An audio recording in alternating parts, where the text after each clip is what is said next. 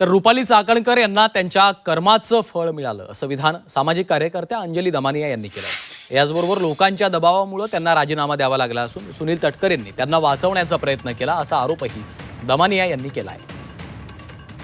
रुपाली चाकणकरांचा शेवटी दुसऱ्याही पदावरनं राजीनामा झाला।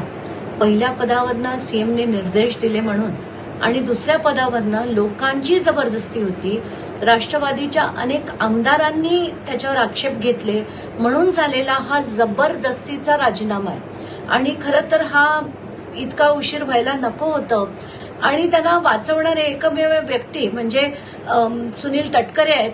तर हे सगळं लोकांचा विरोध होत असताना, तीव्र विरोध होत असताना पण जे पदोपदी वाचवलं गेलं ते सुनील तटकरेंनी वाचवलं, याच्यात काहीच शंका नाही। राजीनामा डॉक्टर संपदा मुंडेंना समर्पित करायला हवा, कारण त्यांच्या मृत्यूनंतर त्यांच्यावर जे शिंतोडे उडवण्याचा प्रयत्न या बाईंनी केला होता तर त्यांना त्याच्या कर्माची फळं भोगायला लागली असंही मी म्हणेन। त्यानंतर जितक्या बायकांना वेदना होत होत्या तरी त्यांची प्रकरणं बाहेर येत नव्हती, कित्येक प्रकरणं दाबली गेली। तर या सगळ्यावर मला असं वाटतं की त्याची कर्माची फळं ह्या रुपाली चाकणकरांना भोगावी लागली आहेत।